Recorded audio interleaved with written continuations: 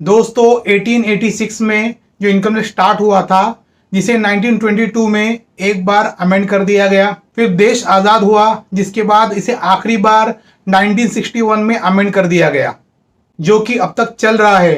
लेकिन याद रहे, अब ये इनकम टैक्स एक्ट 1961 बहुत ही जल्द खत्म कर दिया जाएगा और इसकी जगह पर डायरेक्ट टैक्स कोड ईयर 2025 से स्टार्ट कर दिया जाएगा। तो दोस्तों, आज के वीडियो में ये डायरेक्ट टैक्स कोड के बारे में समझेंगे कि क्या ये डायरेक्ट टैक्स कोड है, इसका स्ट्रक्चर किस तरह से है और ये किस तरह से काम करेगा, इसमें क्या क्या चेंजेस आने वाले हैं, आज के इस वीडियो में हम समझेंगे।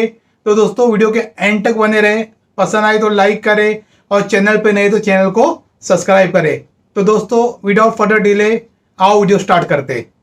दोस्तों, कुछ दिनों पहले इनकम टैक्स को 165 ईयर्स हुए, सेलिब्रेट किया गया। इस सेलिब्रेशन के मौके पर हमारी फाइनेंस मिनिस्टर निर्मला सीतारमण जी ने कुछ अपने स्पीच में इनकम टैक्स को अबॉलिश करने की, खत्म करने की बात कही है और इसकी जगह पर न्यू डायरेक्ट टैक्स कोड लाने की बात कही है।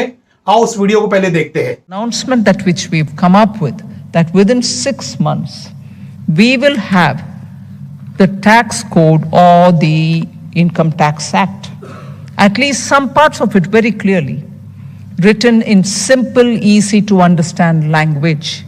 दोस्तों, सारी तैयारियां हो चुकी है और बहुत ही जल्द इस डायरेक्ट टैक्स कोड का फाइनल ड्राफ्ट भी पूरा कंप्लीट हो जाएगा। मोस्ट प्रोबेबली बजट 2025 में इसको लागू कर दिया जाएगा। इसका पहला ड्राफ्ट 2009 में तैयार हो चुका था।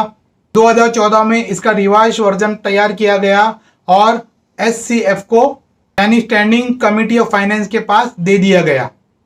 इसके बाद 2017 में हमारे प्राइम मिनिस्टर श्री नरेंद्र मोदी जी ने 6 मेंबर्स की एक कमेटी बनाई। Direct tax expert Shri Girish Ahuja, IAS officer, advocates और इस तरह से अलग अलग फील्ड से लोगों को लिया गया।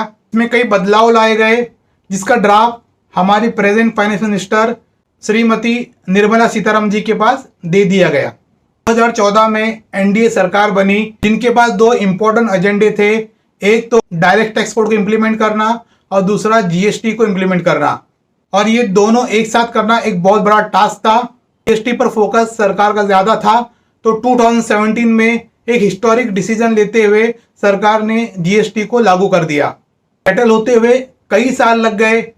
हालांकि आज भी ITC को लेकर, ई-वे बिल को लेकर, ई-इनवॉइस को लेकर कई इश्यूज है और ऐसे में ढेरों अमेंडमेंट्स, नोटिफिकेशंस ने इसके अंदर और कॉम्प्लेक्सिटीज पैदा कर दी, जिससे इस एक्ट में भी बहुत ज्यादा कंफ्यूजन क्रिएट हो गया। जबकि थोड़ा सा ये GST संभला था, तो सरकार ने सोचा कि मौका भी है और दस्तूर भी है, क्यों ना इस DTC यानी डायरेक्ट टैक्स कोड को भी लागू कर दिया जाए।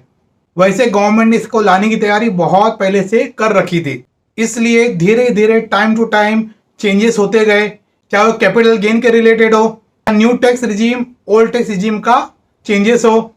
और ये सब इसलिए था कि ये जोर का झटका हमें धीरे से लगे। हालांकि डायरेक्ट टैक्स कोड को लेकर गवर्नमेंट का कहना है कि इसके आने से लॉ काफी सिंपल हो जाएगा, सिंप्लीफाइड मैनर में पेश किया गया है, कोई प्रोविजन नहीं, कोई एक्सप्लेनेशन नहीं, एक सरल भाषा में लॉ को पेश किया जाएगा।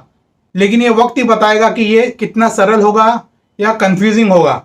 इसकी स्ट्रक्चर की बात करें तो डायरेक्ट टैक्स बिल जो पेश किया गया है वो 417 यानी 417 पेजेस का ये बिल है। इसमें 22 चैप्टर्स, 319 क्लॉसेस और 22 शेड्यूल्स है। EEE यानी एग्जेम्प्ट एग्जेम्प्ट एग्जेम्प्ट, इन्वेस्ट करने पर एग्जेम्प्ट, उसका जब रिटर्न मिले यानी इंटरेस्ट अगर हो वो एग्जेम्प्ट, और अब पैसा वापस आ जाए तो वो भी एग्जेम्प्ट कॉन्सेप्ट पर चलाया जाएगा। कैस्केडिंग इफेक्ट, ड्यूअल टैक्सेशन को भी खत्म कर दिया जाएगा। सभी कंपनी को सेम टैक्स रेट रखने की बात भी इसमें रखी गई है। Resident, non resident and not ordinary resident को हटाकर सिर्फ नॉन रेसिडेंट और रेसिडेंट का कॉन्सेप्ट रखा जाएगा। 10 करोड़ के ऊपर वाले tax payer, ultra rich persons के लिए, जहां 30% टैक्स प्लस 15% सरचार्ज लगा करता था, उसकी जगह पर एक 35% का हाई रेट ऑफ टैक्स रखने की बात की गई है।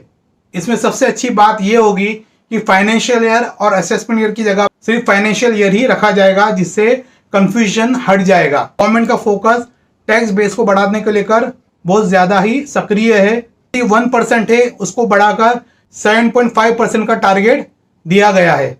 टीडीएस के रेट कम कर दिए जाएंगे और टीडीएस के स्कोप को बढ़ा दिया जाएगा ताकि ज़्यादा से ज़्यादा लोग इनकम टैक्स के दायरे में आ जाए। गवर्नमेंट कोई भी एग्जम्पशन कोई भी डिडक्शन देने के मूड में नहीं है। इसकी शुरुआत उन्होंने न्यू टैक्स रिजीम से कर दी थी। तो इस तरह से डायरेक्ट टैक्स कोड में भी कुछ दिखाई देगा कि कोई एलआईसी, कोई सुकन्या समृद्धि योजना, मेडिक्लेम का डिडक्शन वगैरह नहीं मिलेगा। दोस्तों इसके अलावा कई और चेंजेस है, लेकिन फाइनल पिक्चर तो तब पता चलेगी जब ये फाइनली पूरी तरह से ड्राफ्ट हो जाएगा।